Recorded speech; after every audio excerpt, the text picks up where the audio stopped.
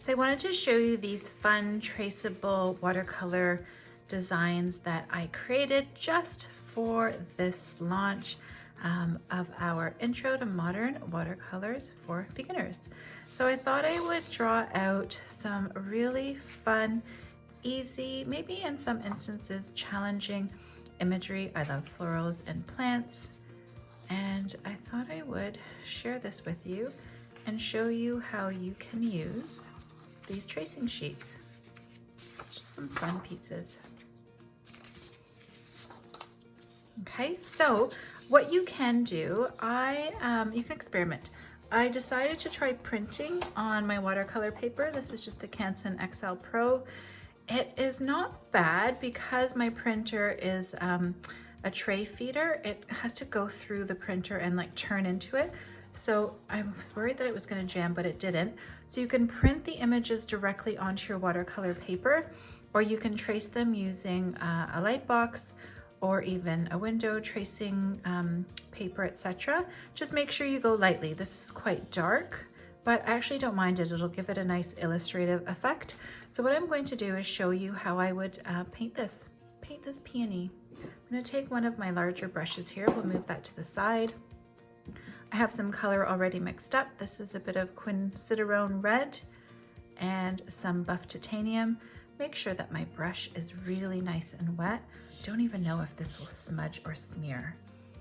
So what I like to do is just go ahead and start adding in a little bit of color throughout. It's interesting, the effect.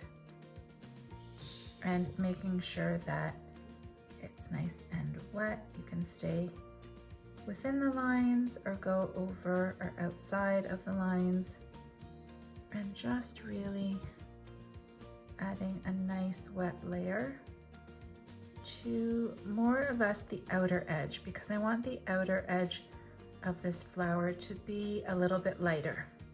Okay, and then we're going to change brushes. So that's a nice wet wash of color. I'll take a smaller round brush. It's a number 8. The last one was a number 12. And I'll just start to drop in a little bit more of this color that I mixed up to start building color. So it's called Wet on Wet, which is something you'll learn about in the class in more detail. Okay, and just starting to, let's make this leaf almost, or petal entirely in that red tone. So if you're unable to draw, maybe a little bit less experience with your drawing skills, it's okay, I've got you covered. Go ahead and paint together. So what we're going to do with this class as well is I like to paint live with my students, answer questions, give you an opportunity to paint along with me, which is really good. And to have an opportunity to meet each other too. We just started a brand new Facebook group.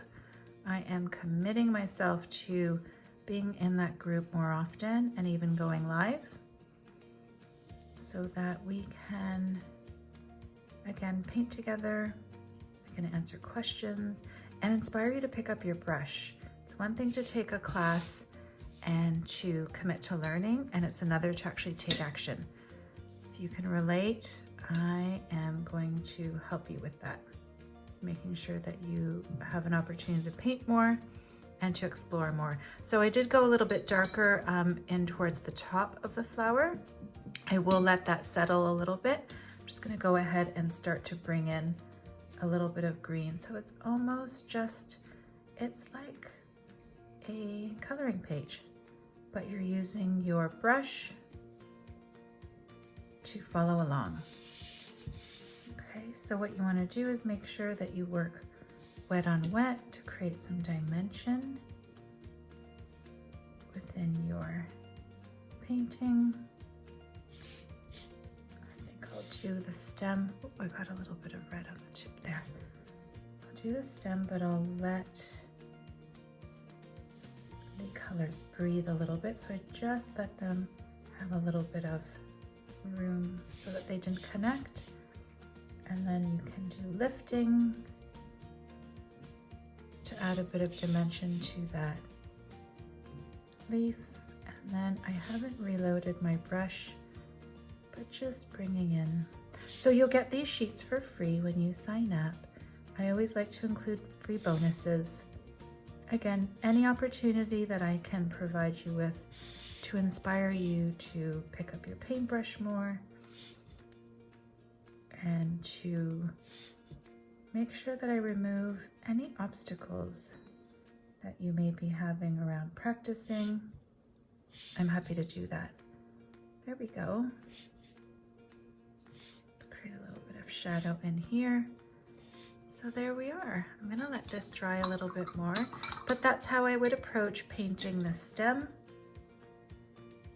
And what you can do is play around with different colors and even try drawing it on your own. Trace it very, very lightly and see what that looks like. This has a strong outline, so of course it'll be a little bit more illustrative, but I'm really loving that. And then here you can always drop in a little bit more color to make it more intense, and then see what it looks like dry. Because watercolor does change a little bit when it dries. Let's see what that looks like. And if you want to lighten any areas to create some highlights, probably leave the center nice and dark. Lighten this outer edge here as well as this one you can. Okay, so I hope you enjoy them. That's what you'll be getting. I'll show you again all the different motifs. I think there's 6 in total. There's some house plants, modern ones, open peony, you can have fun with that one, and a little bouquet. I thought it would be nice for you to try. Of course, a wreath are always popular, and then our last plant. Okay, so you can trace them, paint them, and enjoy painting along with me. Hope to see you in class.